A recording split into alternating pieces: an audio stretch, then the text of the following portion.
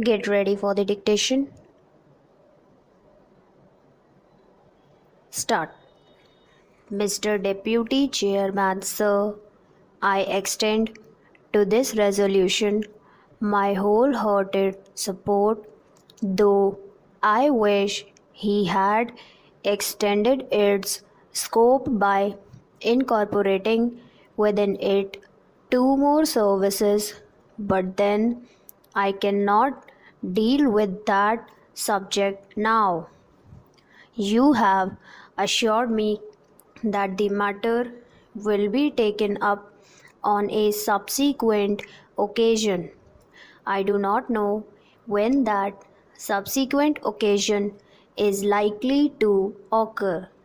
So, I am grateful to the Home Minister for some kind words he has said about me in regard to my interest in this subject.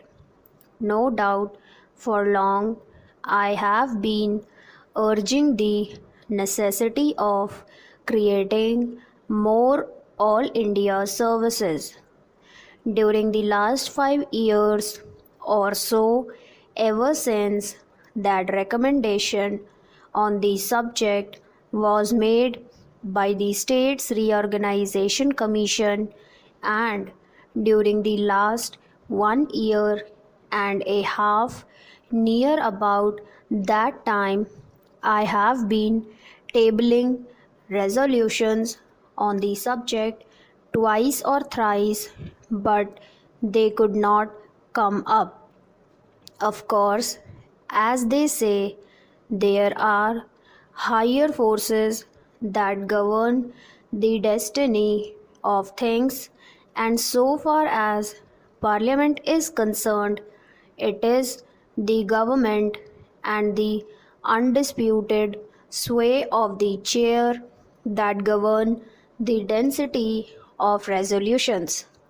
Obviously, it was so ordained that this resolution should come up only now, and that too as a government sponsored resolution. Even as it is, I welcome it most heartily and feel enthusiastic and even jubilant about it. Sir, I sincerely congratulate the Honorable the Home Minister for the tact, the firmness, the strength, and the determination which he has shown in overcoming all the delicacies and difficulties which I am sure were there in his way. The opposition and unwillingness of the states were there initially, I know. And I also know, sir, that about a year ago, when I tabled a question on this subject, the then Home Minister told us that the government would be only too glad to have more all India services, but then the handicap in their way was that the states were not agreeable to it. Subsequent to that, sir, about the middle of this year, I wrote to all the chief ministers requesting them to let me know their views on this subject, and I was a little unhappy to find that no chief minister replied to me saying that he was agreeable to it. One or two of them especially said that they were against it. So, all these difficulties were there in the way of the Home Minister. But I find that by his sweet persuasion, he has been able to win over all the chief ministers who, in the conference immediately preceding the last one agreed to it in principle, and in the subsequent conference they agreed to it. It appears obviously in 2 and hence we have before us this resolution supported by the chief ministers of all the states. Sir, for that I want to congratulate most sincerely and heartily the Honorable the Home Minister.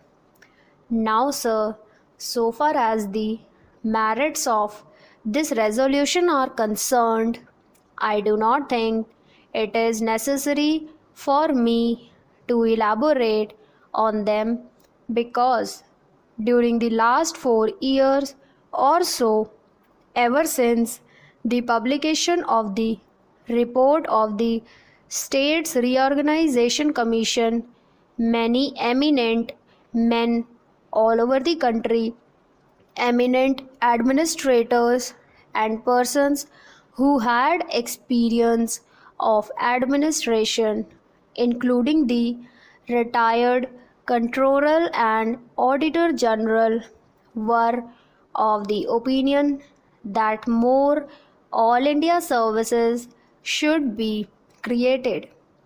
Our Honorable the Prime Minister, as also our Vice President, have on more than one occasion expressed themselves definitely in favor of having more All India services.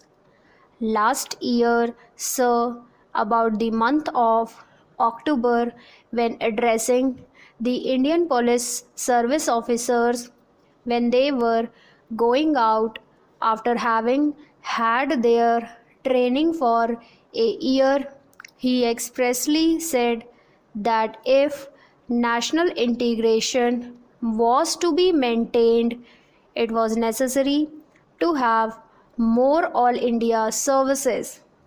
That being so, I think there is not much need for us to emphasize the necessity and the utility for having more All India services.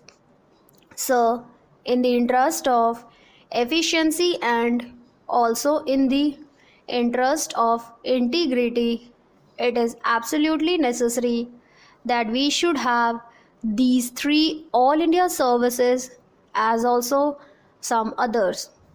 The major problem these days before us is that successful implementation of the development programs has to be carried through. It is not enough that we should have big schemes. It is not enough that we should allocate large sums for the implementation of those schemes. But it is necessary that we should have competent personnel to effectively implement our schemes so that in a short time we may be able to carry forward our country to economic prosperity all round.